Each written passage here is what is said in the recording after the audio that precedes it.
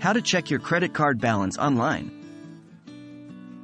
Hello and welcome to our tutorial. Today, we'll be talking about how to check your credit card balance online.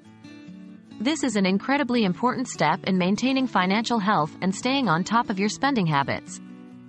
Knowing your balance helps you avoid overspending and potential penalties.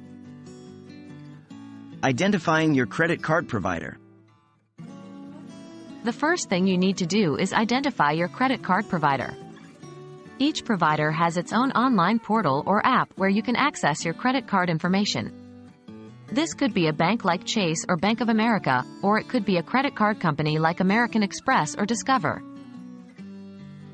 Locating your provider's online portal.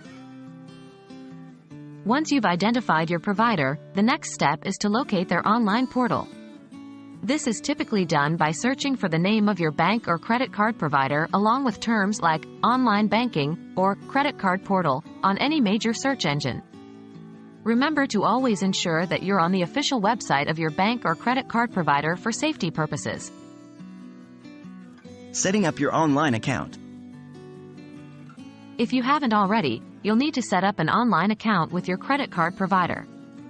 This usually involves entering some personal information for verification, such as your credit card number, your social security number, or your account number.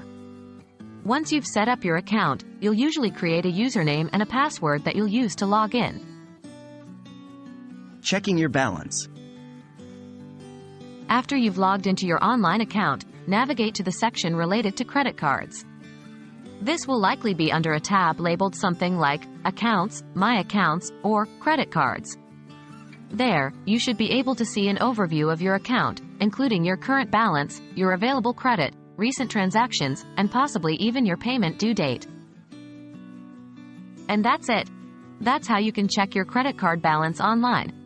Remember, regular checks can help you manage your finances more effectively and avoid potential late fees or overdraft penalties.